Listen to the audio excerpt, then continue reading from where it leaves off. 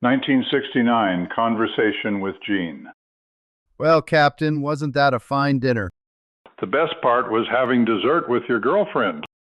Georgie isn't my girlfriend, Captain. Well, she seems to consider you a close friend. That qualifies her in my book. In my book, your definition leaves out vital qualifications. Qualifications change with age. Seniors don't have many golden opportunities. Well, I understand you did pretty well in your dotage. We'll get to that in about 20 chapters. Sorry to butt in. Considering how much I am butting into your life, turnabout is fair play. Attaboy, shall we reconvene on the porch? I believe you are going to relate a significant event in your life. Yes, though the significance of it will take the rest of my story to elaborate. You may discount the beginning as only a parlor game. Ouija boards are little used these days. Nevertheless, many households still have one put away. I've heard about them, but please enlighten me about their origin and use. I believe they began as talking boards in Europe, which supposedly enabled private contact with the spirit world without mediums or seances. The boards were introduced in the U.S. in the late 19th century, named Ouija, after an incorrect Egyptian word for good luck. The later promoter claimed Ouija was a combination of the French and German words for yes. Ouija boards have the letters of the alphabet arced in 2 rows across the top, the 10 numbers in a line below, plus the words yes, no, goodbye, and maybe in the corners. 2 players sit facing each other, knees touching, with the board on their laps. A triangular 3-legged planchette pointer has a hole and pointer in the center. The small legs of the planchette have felt tabs, so it slides across the very smooth board with almost no effort. Using both hands, the players each touch the planchette with just their fingertips, as lightly as possible, elbows out. One asks a question, and the planchette responds, indicating responses with the letters, words, or numbers. Do folks seriously believe they can communicate with the spirit world in this way? Some do, believing that the planchette's movement is entirely independent. Others accuse the other player of moving it. Sometimes, however, the depth, insight, wisdom, or prophecy may be very convincing, even to skeptics. Other folks even believe that such activities open the door to the devil or evil spirits, which could be harmful. Nevertheless, Ouija boards were very popular in the 40s, while we were staying with the Gennards in Portland after evacuating from Panama. After dinner, we often gathered around to ask the board about our futures. Some responses were humorous or relevant, but always light-hearted. I cannot recall any catastrophic forecasts or personal information from the spirit speaking to us. What was your belief about Ouija boards, Captain? As a psych major, I would of course say that players control the planchette responses themselves, though unaware of it. On the other hand, my spiritual experiences give me an open mind to omens, messages, and events beyond coincidence. After all, Mike, isn't it possible that the player's hand movements may be spiritually guided? Some say every question contains its own answer. Buddhists say, inquire within. Don't your religious beliefs also allow the possibility that a spirit may guide actions? Christ said, "Where 2 or more are gathered in my name, there shall I be also." Yes, and since I believe in God, that includes the other side as well. Although Ouija sessions are not religious rites, anything is possible. God works in mysterious ways. I'm glad you allow for that, because it is a strong factor in the credibility of my tale. Did you and Orally use your Ouija board much? No, I can't recall the times. or any notable revelations. Nevertheless, she insisted on using it then, perhaps as a relief from trying to entertain my parents in that difficult situation. Recall that Orally believed she was a witch, though she was low-key about it. So much for background, Captain. What happened? Nothing much at first. I was reluctant to ask questions, and the planchette movement was excruciatingly slow in giving one-word responses to Orally's routine inquiries. I found it boring and tiring to hold my arms suspended for such long periods, but I did feel tingling sensations in my fingertips. Mother watched nearby, but Father read his newspaper. Now, before I get into the details, I must explain that we had 3 successive evenings of 3-hour sessions on the board. Spelling out responses is a very tedious process, which can take more than a few minutes. So, to aid continuity, I'll compress the sessions into a continuous narration. Although 60 years is a long time for an old guy to remember, I am certain of the accuracy of the Ouija board responses I'll recall. So back to what happened. I finally gave in to Orally's insistence and asked the board if anyone wished to speak to me. After a long wait, the planchette slowly moved to Yes. I asked why.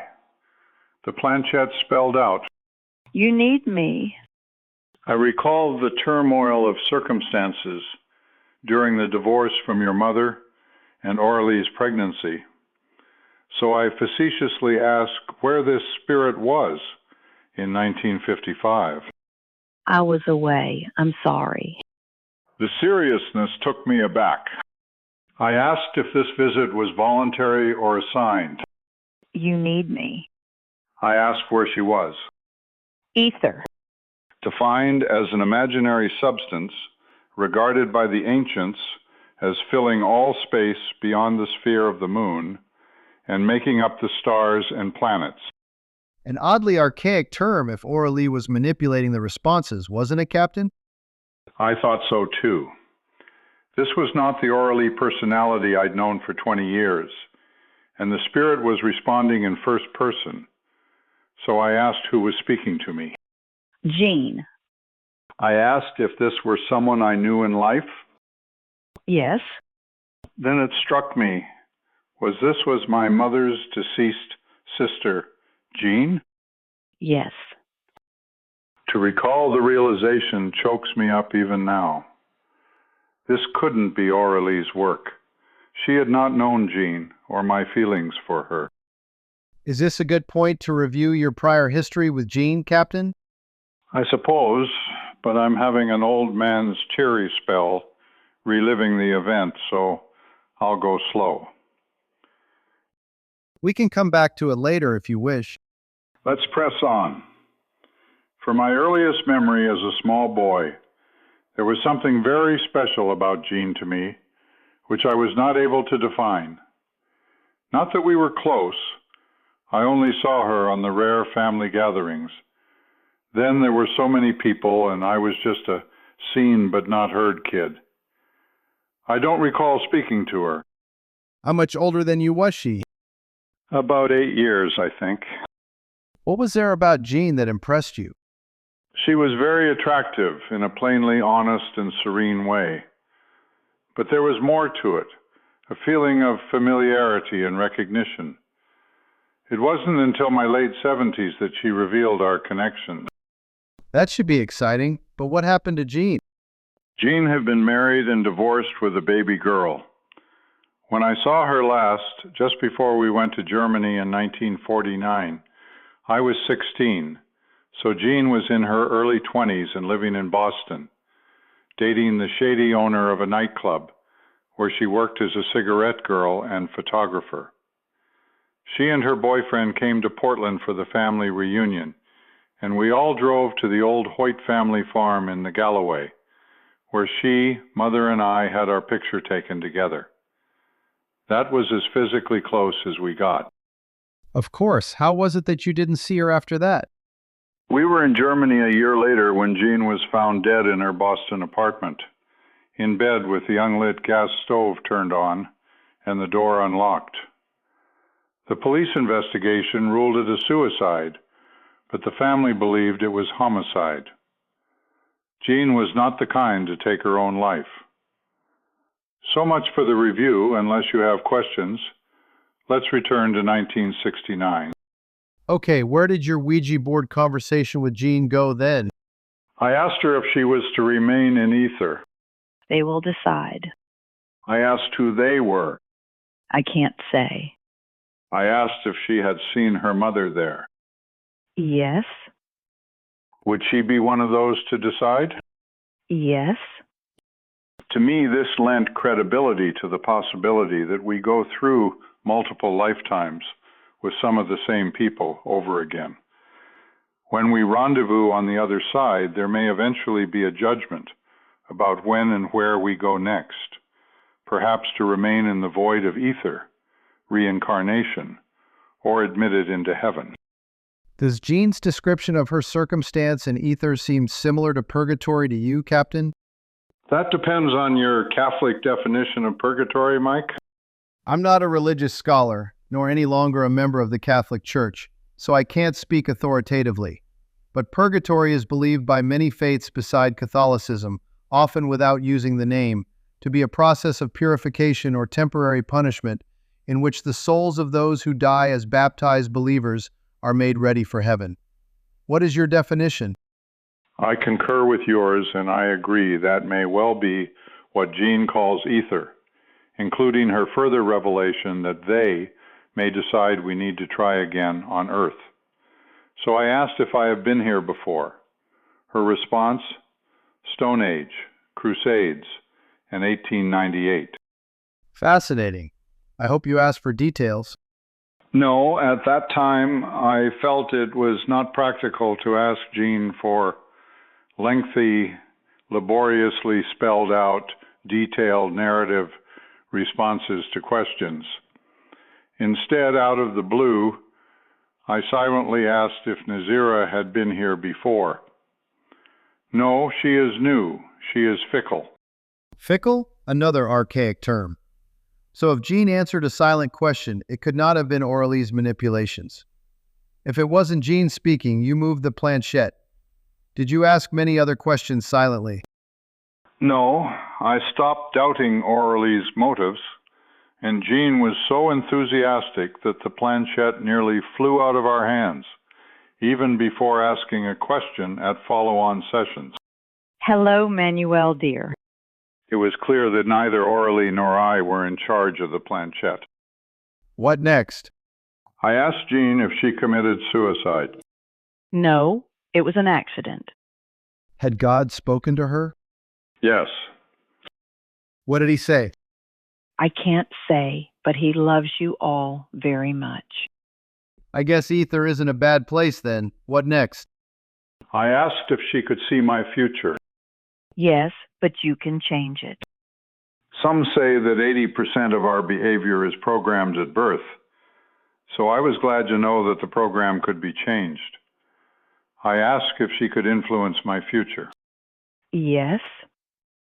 I asked how. If I told you, it wouldn't work.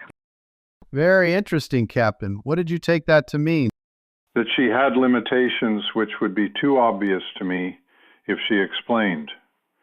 Nevertheless, I came to recognize thereafter that Jean's influence and communications were indirect, through coincidental events, omens, challenges, opportunities, obstacles, and agreements, plus channeled behavior through birds as long as I was roaming, then cats when I settled down. She never interfered with my free will in any way, so I trusted her completely, and my life's direction has often been a matter of following the yellow brick road, which, as in the Oz story, was fraught with fearsome dangers, trials, and tribulations. Recall, for example, that when you came to visit me in 2013 while Karen was in the hospital, 4 hours later, we were called to ICU to be with her minutes before she unexpectedly died, 4 days before our 20th wedding anniversary. Having you there was Jean's manner of loving, supportive influence. Not a coincidence, Michael. I have a strong feeling that my mission now is to tell this story for the purpose of inspiring or encouraging other believers to more consciously recognize and easily welcome similar spiritual experiences. I pray that I may be one of those inspired others, Captain. So has Jean not verbally communicated with you since the Ouija sessions? Correct, although Jean has been a constant companion and I have regularly spoken silently to her. She has verbally communicated only a single word audibly to me since then. Why do you suppose? I believe she agreed with me. Are you saying you thought it best? That seems like the nun's prayer to God to take back his levitation gift. What was your thinking? Our Ouija sessions had been such a powerfully emotional and intense experience. I feared the distracting consequences of continuing at that level. Have you never wished to ask more? Only about my lingering question about the nature of our relationship. Were we together in a former life? Thankfully, Jean dramatically eventually answered that question, as well as the mystery of her 2010 visual appearance to Richard, standing next to me. I hope I won't have to bear the suspense of waiting until we get to that point to know the answer. Well, Michael, since the event is so much further down the road, and I have told this much of it, it seems appropriate to relate Jean's answer now as a profound example of her manner of communicating with me. So here it is. First, recall that when Jean appeared to Richard, standing next to me with her left hand on my right shoulder, pointing up with her right index finger and miming Mom, I initially assumed she meant that my mother, her sister, would soon go to heaven. But Mother did not pass until many years later, so Jean's message was a mystery. Until? 20 plus years ago, I bought a clock I still use, which projects the time with rounded digits on the ceiling at night. It won't show well in print, but some numbers resembled letters. For example, number 1, the letter I, 0, the letter O, 5, the letter S, 3, a backward E. Then I saw that 252, 525, and 629 resembled two opposing hearts, one upright and the other inverted, with the left heart containing a colon, marking seconds, the right side heart empty. 629 was especially intriguing, since the 6 and 9 could represent the yin and the yang, complementary, interconnected, and interdependent forces. When I regularly awoke at 2:52, 5:25, and 6:29, I understood them as omens of Jean's reassurance that she was with me. Amazing. A good example of your receptive cognizance and Jean's inventive way of communicating her love. I see that the left beating heart in 252 is inverted, whereas it is upright in 525 and 629. Did you see significance in that? At first I wondered about it, but came to discount significance, since I often remained awake for all three omens, speaking to Jean. Were there words as well? Infrequently, but the first one was alarming. 505-SOS, the Maritime Distress Call, an acronym for Save Our Souls, in Morse code as double double. What did you take it to mean? At first, I took it as Jean's warning of coming dangers, but when it repeated over time without connected events, I came to recognize it as a call to worship, to literally save our souls. Our souls? Jean's as well? Yes, it seemed to reinforce the yin and yang interconnection of our relationship, symbolized in the 629 omen. Was that Jean's answer to your relationship question then? In part, the rest of her answer came one night when I was suddenly awakened by her voice, emphatically saying loud and clear, Here. I looked at the ceiling and saw that it was 5:15 SIS. Wow, how incredible. SIS. Sister. Jean was your sister in a previous life? Stone Age, Crusades, or 1898? So she was the sister you missed when you came into this life. Yes, which explained the mystery of her appearance to Richard, with her hand on my shoulder, pointing up, miming Mom, to mean that we once had the same mother. In which of your previous lives? I pondered that question for years, but clues suggest the Crusades. Because I was born into the church, raised and lived as a warrior, and have a deep emotional reaction to Gregorian chants, it seems possible that I was a monk or soldier. Or perhaps even a knight. I see your reasoning. Do you have any clues about how you and Jean related in that lifetime? In fact, I do, Michael. Mainly from how we relate in this lifetime since my birth. I feel such a deep and abiding bonding force between us that I believe we must have shared much of our lives together, culminating in a major life-threatening event, perhaps with a life-sacrificing end. So you feel that perhaps Jean has dedicated herself voluntarily to your life out of her loving bond from the events of your prior life as siblings. Yes, that is my feeling. Remember her response to my early question in our Ouija sessions? Why are you speaking to me? Answer. You need me. Did you volunteer or were you assigned? Answer. You need me. Indeed, I did and still do in every aspect of my life this time around. So Jean is still with you? I wouldn't still be living to tell you this story if she weren't, Michael. It is no coincidence that you are here, is it? No coincidence. Life on the yellow brick road, Captain. Then is this a good point to close this chapter? Yes, it's time to move along to 3 more Vietnam tours and many other assorted adventures with Jean. When you return from flying tomorrow afternoon, give me a call. Aye, aye, Captain. Good night. Pleasant dreams and happy landings.